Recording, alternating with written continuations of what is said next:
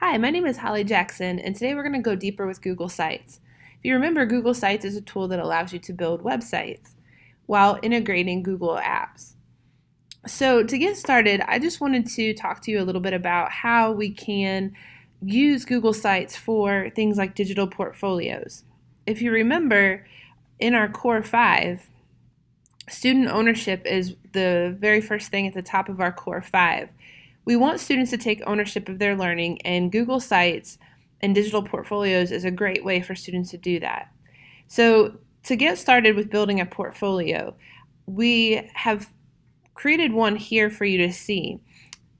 If you'll notice, a student could put different pages at the top for their different classes, and you can click over here on pages to add more pages. In addition, the first page could be an About Me page. So you could see that I've put information about me.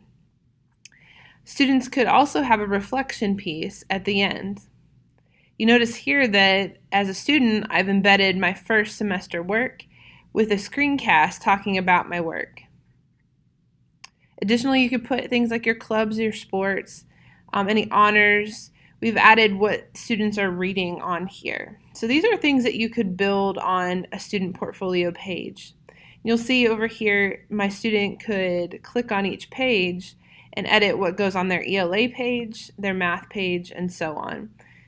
Teachers could decide what projects go on these pages, or students could decide what their best work is and do a reflection on that work.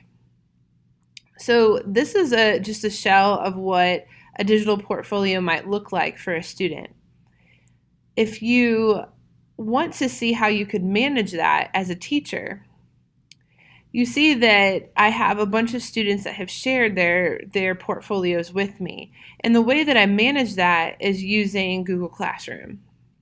So what I've done in Google Classroom is I've made an assignment, and Google Sites works just like any other Google assignment, a Google Doc or a Google Slide, in that you can assign students to do that and they can turn in their Google Site.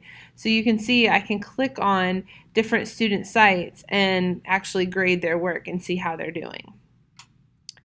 So again, this is just one more way that you can go deeper with Google Sites and using digital portfolios. Thank you for watching this tutorial. Be sure to like, subscribe, and follow us by clicking the links below in the description.